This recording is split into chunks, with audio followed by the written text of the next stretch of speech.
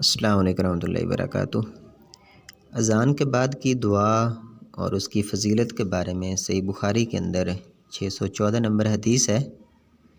سیدنا جابر بن عبداللہ رضی اللہ تعالیٰ عنہ کہتے ہیں کہ رسول اللہ صلی اللہ علیہ وسلم نے فرمایا، من قال حین یسمع النداء اللہم رب ھذہ الدعوۃ التامہ والصلاۃ القائمہ آت محمدا الوسیلۃ والفضیلہ وابعثہ مقاما محمودا الذی وعدتہ۔ جس نے اذان سنی اور یہ دعا پڑھی، حلت لہ شفاعت یوم القیامہ، تو اس کے لیے قیامت کے دن میری شفاعت واجب ہو جائے گی۔ یہ اس دعا کی فضیلت ہے، اور یہی دعا صحیح سند سے ثابت ہے۔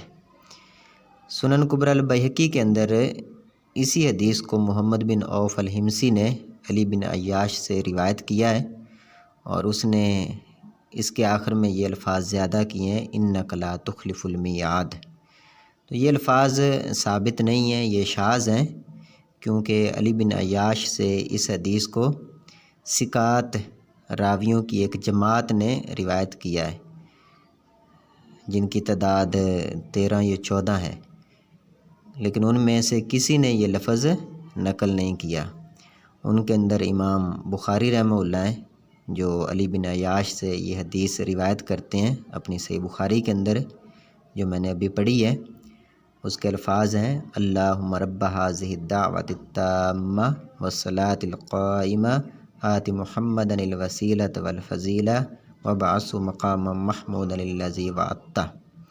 اور اسی طرح امام احمد بن حنبل رحمہ اللہ ہیں، جنہوں نے اس حدیث کو علی بن عیاش سے روایت کیا ہے اپنی کتاب المسند کے اندر۔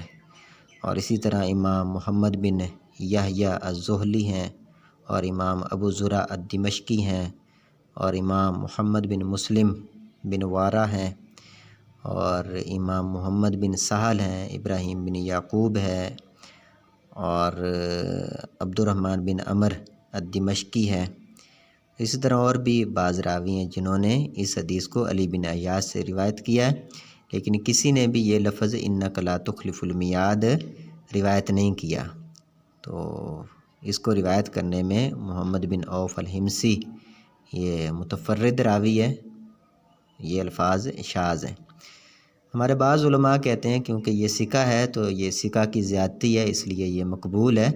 یہ اصول محدثین کا نہیں ہے کہ ثقہ کی ہر زیادتی کو مطلقاً قبول کیا جائے، یہ محدثین کا اصول نہیں ہے، بلکہ محدثین کبھی ثقہ کی زیادتی کو قبول کرتے ہیں اور کبھی رد کرتے ہیں قرائن کی وجہ سے۔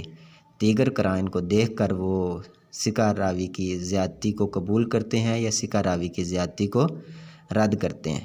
تو یہاں پر قرینہ یہ ہے کہ علی بن عیاش سے ثقات کی ایک جماعت نے روایت کیا ہے، اور ان کے اندر بڑے بڑے ائمہ ہیں، امام بخاری ہیں، امام احمد بن حنبل رحمہ اللہ، امام محمد بن یحییٰ الزہلی ہیں، امام ابو زرع دمشقی ہیں۔